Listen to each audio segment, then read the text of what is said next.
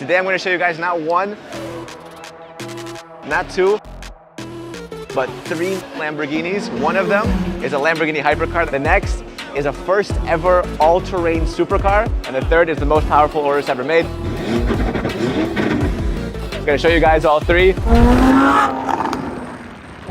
This is a supercar that nobody saw coming, but it's here. It looks amazing, and it's sold out.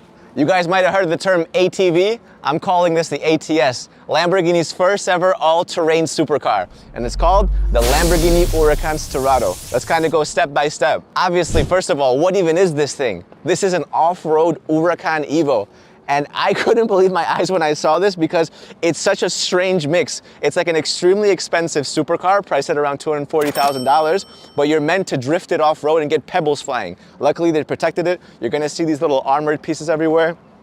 On the outside, this entire car has a skid plate going on underneath it to protect everything. Let's kind of go step by step on the actual features on the outside. I think the most noticeable is obviously the headlights on the front now. And these are powerful. They don't look that powerful, but they are. But in Europe, these are not allowed. But anyways, for the rest of it, the car is very different. 30 millimeters more that you get in terms of width, and in the back, 34 millimeters. The car is also 44 millimeters higher up. The ground clearance is actually higher up than the BMW 7 Series. So this is the first ever Lamborghini supercar that doesn't have you sweating when you hit a speed bump. Let's continue through the car. What I like is the new kind of detail that you see on the paint job as well. 63, that's obviously a very, very important number for Lamborghini, founded in 1963. Of course, the colors are cool. When you go around to the side, you now have roof rails, which is uncommon. They say Sterrato, very elegant. You can actually put on 32 kilos of whatever you want on top of this. More than 32 kilos, I don't know what happens. Maybe it collapses, maybe not a good idea. Also, this is kind of like something that you've seen from the STO. It's the hood scoop. And the reason why they need this, it doesn't just look cool, it's actually functional. Because if you guys remember, the normal Huracan has the intakes on the side. But then what happened is when they started testing out the car, where it's supposed to be tested out, so on the dirt track, a bunch of stuff started flying in. So sand, pebbles, rocks, all kinds of different junk. This gives it some breathing room.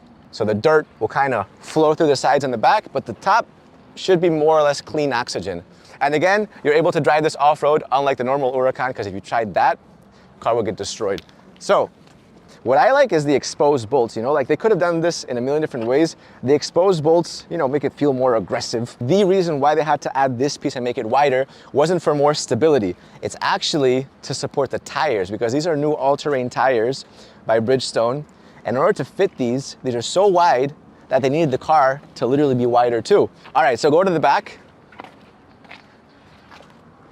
This is the part that looks the most like a normal Huracan, but the skid plate is visible. You see that? This is kind of the rear piece, and it connects with that. All right, on the back, engine cover has always looked cool on the Huracan. This part right here, if you look at it and you don't know what this is, it looks a bit random. Ordine di Ascensione. That basically translates to order of ascension, and the 1, 6, 5, 10, etc., is the order of the cylinders firing away. So it's the first cylinder, the 6th one, the 5th one, the 10th one, then the 2nd, then the 7th, then the 3rd, then the 8th. I think that's pretty cool. It's a nice little detail, it's a nice little touch. The engine is a naturally aspirated V10 that produces 610 horsepower. Again, the Huracan Evo does about 630 horsepower, but a little bit less oxygen results in a little bit less power. Anyways, let's take a little look at the inside. When you open the door, you see something. There's a little badge right there. 1 of 1,499. Only 1,499 will ever be made, and they're all sold out already. The rest of the car is very familiar. You see that? Same as the Huracan. The inside is a little bit different. Alcantara everywhere, and a lot of carbon fiber detail. This is kind of like matte carbon fiber. And the door handles are no longer like those kind of normal handles. It's actually a strap, very off-roady. Let's hop inside. Now, I actually was looking for things that made the interior different, and to be honest, there isn't much, but something that's very noticeable when you get inside is that the drive modes no longer have Corsa or track mode. It's now Strada for like street mode, Sport, and Rally. So what's interesting is that this rally mode is actually now on the Lamborghini Urus Performante. So yeah, it's kind of the off-road mode, which gives you a little bit more kind of slippage, a little bit more slippity slip when you're drifting around the sand. Apart from that, the inside is very familiar. You obviously have the kind of fighter jet style start-stop.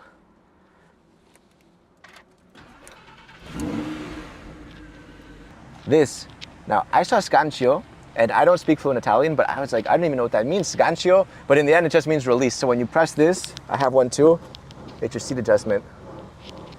And then one little detail that I never picked up on, looks like nothing, right? The cup holder. I thought it was pretty interesting. And then you just push it back in. Very elegant and very necessary. I remember when supercars used to never have cup holders. It was infuriating. Anyway, so let's drive it around. Let's actually get out of this parking space. Probably the biggest difference when driving this Huracán is, look at that, you see that? Speed bumps. We got 2 of them. Watch this. No problem. Usually I'd have to slow down, hit it at a like diagonal angle, be very worried, heart rate's bumping. But this is fine, this is great. Just apart from that, the driving experience is very familiar to the Huracán.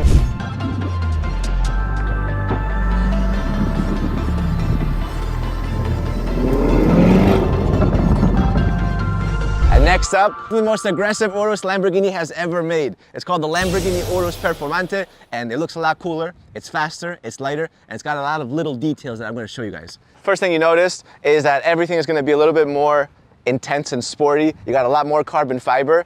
The entire bonnet is carbon fiber, but this part they just kind of painted over it. This is what it actually looks like underneath the paint. All this is carbon fiber. The roof is carbon fiber. That's actually an option that we got. Doesn't come standard, but it's still carbon fiber.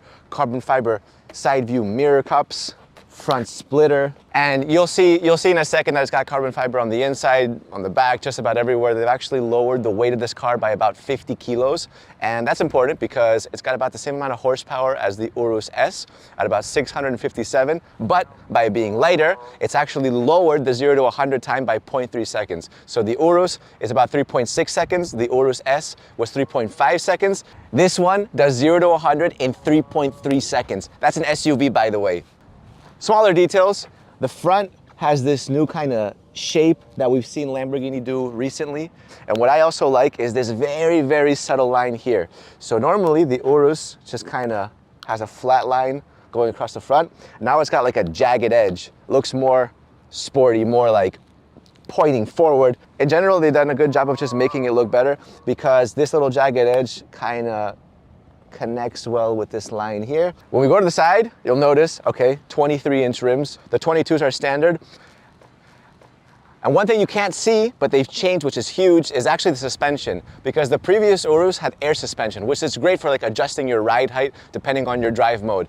Now, this is a Performante, and they said, you know what, forget about all that. This is a pure performance car, so they've replaced the air suspension with coil springs. And by using stiffer coil suspension, what you get is a more responsive drive. Continuing on the side, on the carbon fiber, little Performante badge to let everyone else know, just in case, that you've got the upgraded Performante and you paid about $35,000 extra. This in total will be about $270,000. And the version that you're looking at right now easily has an extra $70,000 on it. It's got options all over the place. I'm guessing that what you're seeing here is about $330,000 to $350,000, which is not cheap. In the back, you actually have rear wheel steering, which was pretty cool because I was driving behind this car and I could see the wheels turning. The rear wheel steering allows you to kind of change lanes and kind of change direction at a much faster speed. And this is the widest part of the car. This car is about 16 millimeters wider than the base Urus. At the back, one of my favorite features in the entire car, you now have a Krapovic exhausts as standard. That means that no matter what option you get, you're getting the Krapovic exhaust.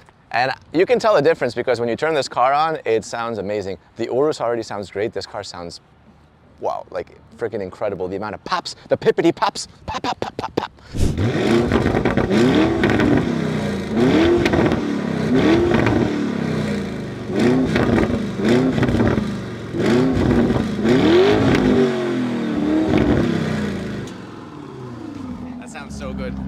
sounds so good. Just the pops that they got. They figured out the pop formula because it sounds amazing every time. Up here, this spoiler is new. It actually generates 38% more downforce. They got an extra little carbon fiber spoiler right here. And across the back, more carbon fiber strips with the Lamborghini badge. Okay? Back seats, everything is Alcantara leather, everything. I like the little pattern right here. No Performante stitching, surprisingly. I thought that they would say like there, Performante. It doesn't. But in general, this car is comfortable. You got the Alcantara even on the door. All this is Alcantara right there, matched with a little bit of exposed matte carbon fiber. Red details, makes everything look much more aggressive. And a Bang & Olufsen sound system on the car. Obviously, the best part about this car is getting inside and driving it. So there's a few interesting things. First of all, yeah, the inside is very familiar to an Urus. If you've hopped inside one before, very familiar. The steering wheel is now completely wrapped in Alcantara leather, completely. I mean, this end to end is Alcantara. You can see the matte carbon fiber going end to end, even on the door. And then what's interesting is when you look at your drive selection mode right here, your Anima, you have Strada, Sport, Corsa, and Rally, which is new. Rally is actually what you get with the Sterrato. And basically what Rally mode lets you do is it gives you a little bit more slippage when you're driving on dirt, lets you kind of like drift around a little bit more for the peak performance around kind of sandy turns. I love this piece. I've always loved this kind of fighter jet style interior that Lamborghini kind of goes for from the start-stop like that. That's super cool. Always have loved that. And your reverse is just this gigantic handle right here like that. I mean, that's your reverse, and it feels like you're just backing out of a plane. By the way, if you're wondering where we are, we're in Doha, Qatar. It's pretty cool. Look at that building in the shape of a U.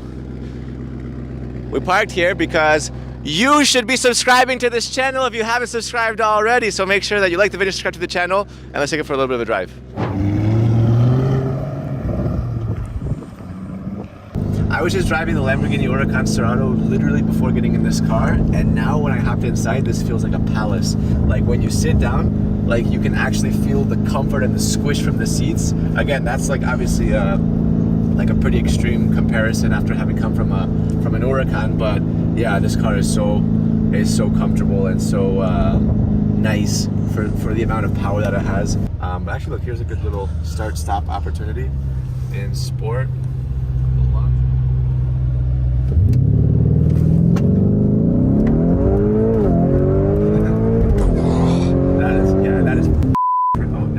That is crazy. After taking the Sterrato and Performante out, it was time to look at Lamborghini's brand new hypercar, the SC63.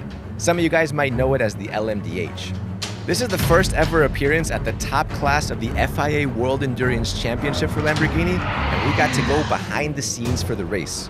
The SC63, or the LMDh, is the most advanced racing car ever produced by Lamborghini, and the look of the hypercar has the signature Lamborghini Centro Stile, with all the standard details of the Sant'Agata Bolognese cars.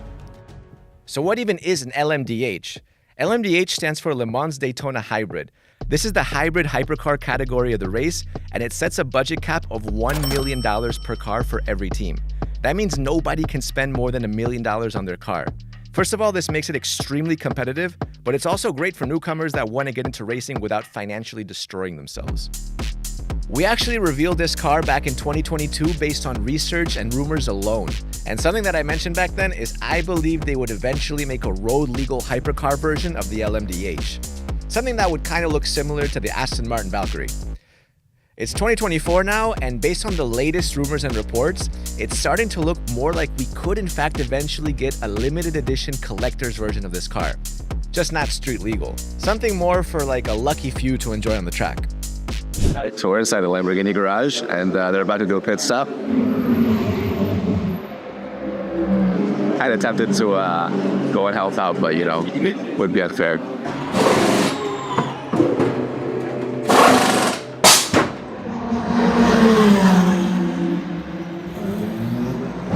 Lamborghini hopes this car will eventually be a serious competitor at Le Mans and send a message to the world that while racing has never been a focus for the company, they've got the brains, the experience, and the drive to compete among the best in the world if they want.